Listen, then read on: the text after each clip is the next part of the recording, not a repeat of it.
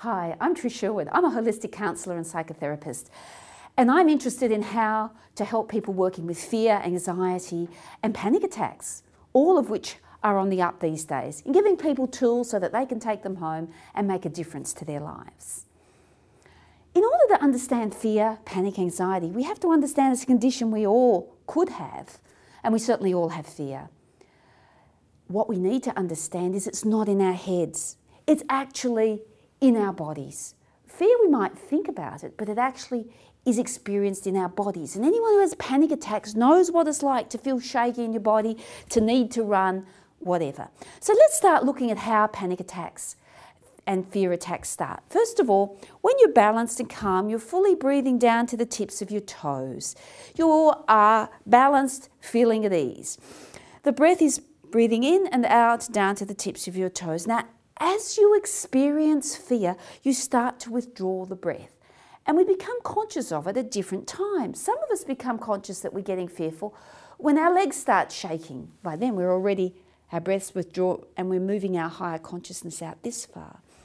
Others of us become aware of it when our stomach gets that wobbly feeling, got to go to the toilet feeling. We're already that far out by that stage.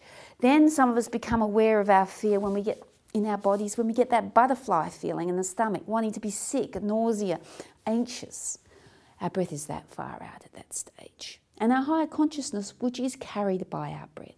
When we actually have a panic attack, our breath is this far out, our higher consciousness is that far out, and there's the terror that we can't breathe because our breath is rising very rapidly. Of course, when the breath rises right up here, we start to get dizzy. And when the breath goes right out and it's just held by a cord, we faint. And that's what we call shock.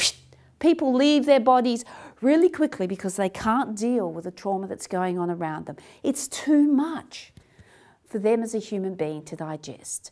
So the first thing to understand is that fear is a state of leaving your body. That is your breath and your higher consciousness, your higher mind, which is carried by your breath.